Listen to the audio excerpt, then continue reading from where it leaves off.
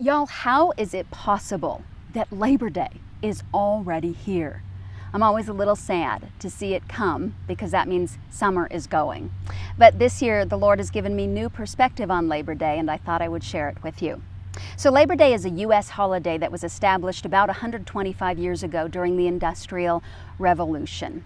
At that time, the average American worker, some as young as 5 years old, worked 12 hours a day, 7 days a week, under the cruel and oppressive rule of taskmasters.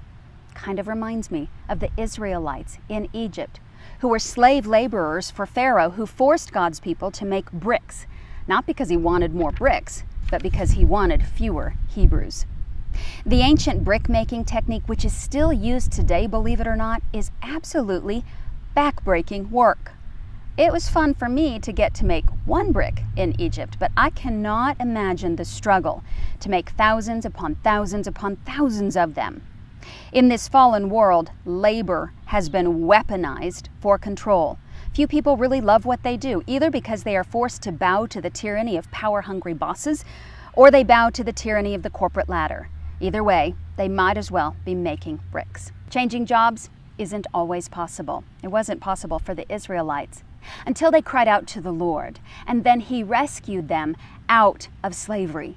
And y'all, we can cry out to the Lord as well in our own employment circumstances. He may not rescue us physically out of our jobs, but He will enter into them with us, and He will enable us to not only survive them, but thrive in them and actually have joy.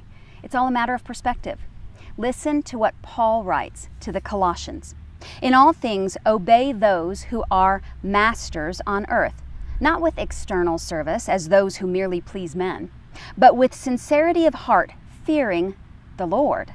Whatever you do, do your work heartily, as for the Lord rather than for men, knowing that from the Lord you will receive the reward of the inheritance. It is the Lord Christ whom you serve. It is the Lord Christ whom you serve. No matter what you do, whether you are a convenience clerk or a corporate executive, a real estate agent or a real estate mogul, whether you're a busboy or a bus driver, it doesn't matter what you do. It matters how you do it. And when you do it to honor and glorify the Lord, you can actually find joy in your work. That shift in perspective enables us to celebrate this Labor Day 2018 in a whole new way. So happy Labor Day, everyone. To God be the glory.